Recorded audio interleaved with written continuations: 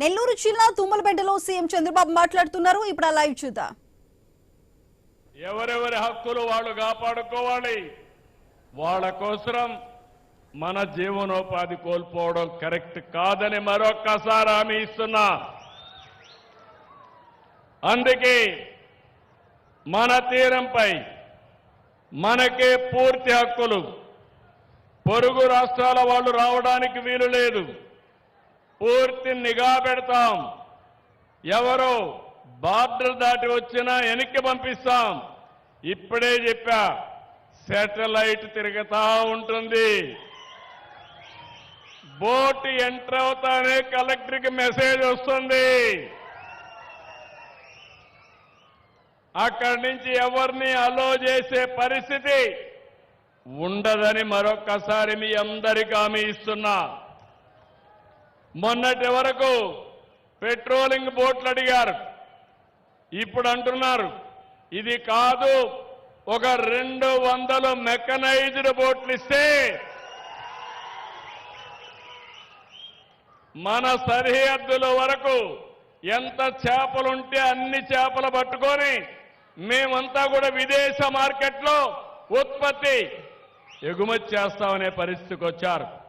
తప్పకుండా 200 మెకనైజ్డ్ బోట్లు శాంక్షన్ చేయడానికి నేను సిద్ధంగా ఉన్నా. అది కూడా సబ్సిడీ 60% ఇస్తాం. మిగిలింది రుణాలు ఇప్పించి మిమ్మల్ని ఆదుకుంటాం. అందుకే మళ్ళీ చెప్తున్నా, తీరం మనదే, బోటు మనదే, వేట మనదే. ఇది సిబిఎన్ మాట.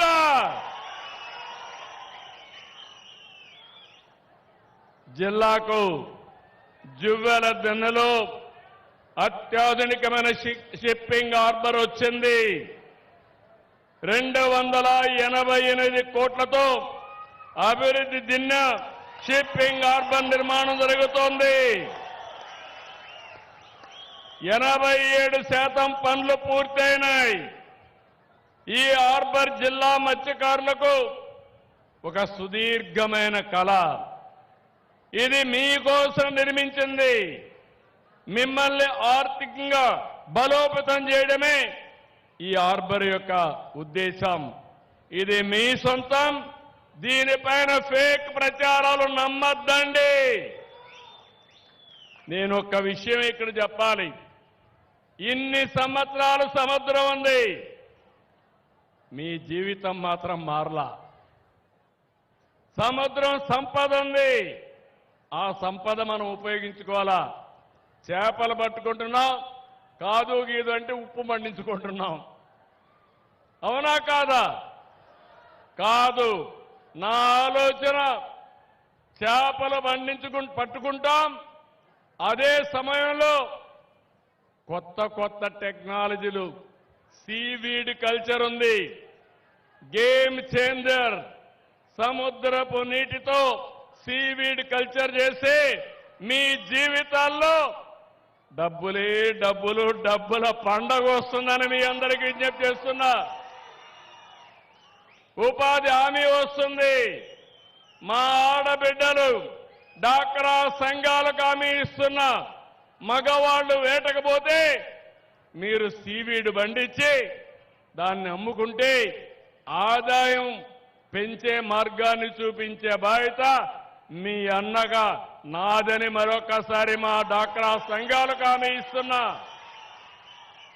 రెండోది, సముద్రం మన అదృష్టం. 1000 కిలోమీటర్లు ఉండడం మన వరం.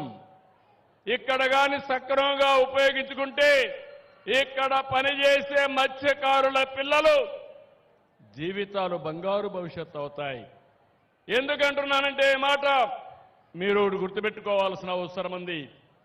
నాగరికత ప్రారంభించింది నీళ్లు ఎక్కడుంటే అక్కడ. ఆ రోజు కృష్ణా జిల్లా ఉంది, విజయవాడ పైకొచ్చింది, ఇక్కడ సోమశిల వచ్చింది, నెల్లూరు జిల్లా పైకొచ్చింది. గోదావరి వచ్చింది, రాజమండ్రి గోదావరి జిల్లాలు పైకొచ్చాయి.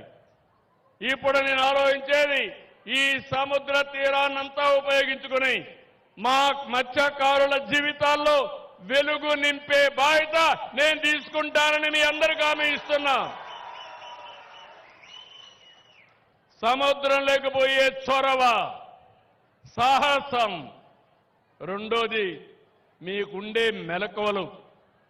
నన్ను సముద్రం లేకపోతే పోలేను, నువ్వు సముద్రంలో పోతే ఏ అల వచ్చినా ఎంత స్పీడ్గా వచ్చినా దాన్ని సమర్థవంతంగా ఎట్లా ఎదుర్కోవాలో నీ పుట్టుకతో వచ్చిన విద్య, నీ పెద్దలు నేర్పించిన విద్య. అలాంటిది మీకందరికీ చదువు చెప్పించి మీ పిల్లల్లో మెలకువలు పెంచితే మీరందరూ కూడా రేపు టూరిజం వస్తే ఈ ప్రాంతం అంతా ప్రపంచానికే ఒక హబ్బుగా తయారవుతుంది. మా మత్స్యకారులకు ఉపాధి వస్తుంది. ఒక పక్క చేపలు పెంచుకుంటూనే నేను ఇంకొక కూడా నిర్ణయం చేశాను. ఈ యొక్క చేపలు మంచి ఆహారం. మళ్ళీ చెప్తున్నా, ప్రపంచమంతా ఎందుకు కొంటున్నారంటే ఇప్పుడు ఎక్కువగా కార్బోహైడ్రేట్స్ తింటున్నాం. బియ్యం అంటే కార్బోహైడ్రేట్, అది తింటే షుగర్ వస్తుంది. షుగర్ వస్తే గేట్వే ఫర్ ఆల్ డిసీజెస్, అన్ని రోగాలకు గేట్వే. అదే గాని మా మత్స్యకారులు పండించిన చేపలు తింటే ఇది ప్రోటీన్. ప్రోటీన్ తింటే డయాబెటీస్ రాదు. డయాబెటీస్ రాకపోతే మీ ఆరోగ్యం బాగుంటుంది. నేను ఈ మధ్య కాలంలో రైస్ తినడం మానేశా. నేను తినేది ప్రోటీన్ తింటున్నా. ఆ ప్రోటీన్ పండించేది మా మత్స్యకారులని మరొక్కసారి విజ్ఞప్తి చేస్తున్నా. ఇంతవరకు మార్కెట్ చేసుకోలేకపోయాం. నేను మీ అందరికీ మార్కెట్ మేనేజర్గా పనిచేస్తా. మీ చేపలకు గిరాకీ సృష్టించే బాధ్యత నాది, అమ్మించే బాధ్యత నాది. నేను చెప్పిన మాటలు విని మీరు కూడా నా మాట వింటే మీ జీవితాల్లో తిరుగులేని విజయాన్ని సాధించి పెట్టే బాధ్యత నాది. ఇంకో పక్క ఈ పోర్ట్లన్నీ మీరు చూస్తే ఎక్కడెక్కడ ఫిషింగ్ హార్బర్లు కావాలనో ల్యాండింగ్ కోసం ఏర్పాట్లు చేయాలని అన్ని దిక్కలా చేస్తాం. రెండో పక్కన కొన్ని పెద్ద పోర్ట్లు వస్తే అక్కడ ఇండస్ట్రీస్ వస్తాయి.